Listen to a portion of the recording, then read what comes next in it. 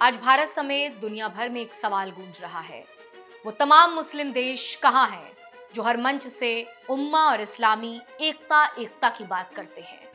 इसका जवाब अहमद फराज साहब ने अपनी शायरी के जरिए बहुत पहले ही दे दिया था कि पढ़ता हूं तो कहती है ये खालिक की किताब है, मिसले यहूदी ये सऊदी भी एक अजाब। उस कौम के बारे में क्या लिखूं फराज, काबे की कमाई से जो पीते हैं शराब। अब सुनिए, खामेनी ने अपने सार्वजनिक जिंदगी में बार बार इस बात पर जोर दिया कि शिया और सुन्नी दो अलग ध्रुव नहीं बल्कि एक ही दरख्त की दो शाखाएं हैं, एक ही बाग के दो फूल हैं। उनका ये कोट केवल धार्मिक अपील नहीं था बल्कि एक राजनीतिक संदेश था कि मुस्लिम दुनिया की ताकत उसके आंतरिक इत्तेहाद में है, ना कि आपसी अविश्वास में।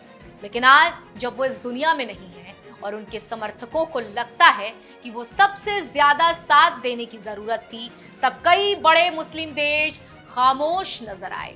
रमजान का महीना है, इफ्तार पार्टियां हो रही हैं, बड़े बड़े महलों और होटलों में दावतें सज रही हैं। ऐसे में आम लोग सवाल कर रहे हैं, मुझ जैसे लोग, आप जैसे लोग, कि इस रोजे का क्या मतलब है, उस इबादत का क्या मतलब है अगर आप अपने ही दोस्त या साथी के मुश्किल वक्त में उसके साथ नहीं खड़े हो सकते। सोशल मीडिया पर चल रही बहस अब सीधे नाम लेकर सवाल पूछ रही है। लोग पूछ रहे हैं कि जब हालात तनावपूर्ण थे तब सऊदी अरब, तुर्की और पाकिस्तान जैसे मुस्लिम देश क्या कर रहे थे। आलोचना यह है कि देश आलीशान महलों और सरकारी इफ्तार कार्यक्रम में व्यस्त थे और उनका रुख ज्यादातर बयानबाजी और आधिकारिक स्टेटमेंट तक सीमित रहा। बहुत से लोग ये भी लिख रहे हैं कि अगर उम्मा की बात सच में दिल से होती तो सिर्फ प्रेस रिलीज या डिप्लोमेटिक शब्दों से आगे बढ़कर कोई ठोस साझा पहल दिखाई देता। उनका कहना था कि रमजान जैसे महीने में जब एकता और हमदर्दी की बात की जाती है तब केवल औपचारिक बयान काफी नहीं लिखते। मैं नाम लेकर सवाल पूछ रही हूँ, जब ईरान अकेला था तब सऊदी अरब, तुर्की और पाकिस्तान जैसे बड़े मुस्लिम देश क्या कर रहे थे।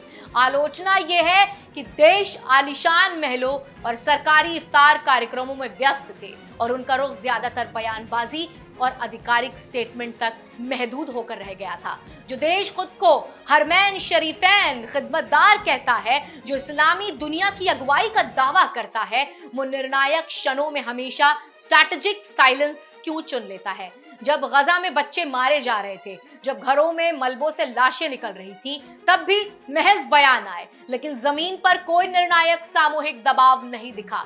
जमीन पर दिखा था सिर्फ और सिर्फ ईरान। और अब जब ईरान पर दबाव की बात हुई तब भी वही डिप्लोमेटिक जबान, वही संतुलित जबान, वही सावधानी। ये खामोशी कोई नई बात या इत्तेफाक नहीं है बल्कि ये पॉलिसी, या फिर कहें कि उनकी फितरत है। एक ऐसी पॉलिसी जो टकराव से बचती है लेकिन नैतिक लीडरशिप का दावा नहीं करती।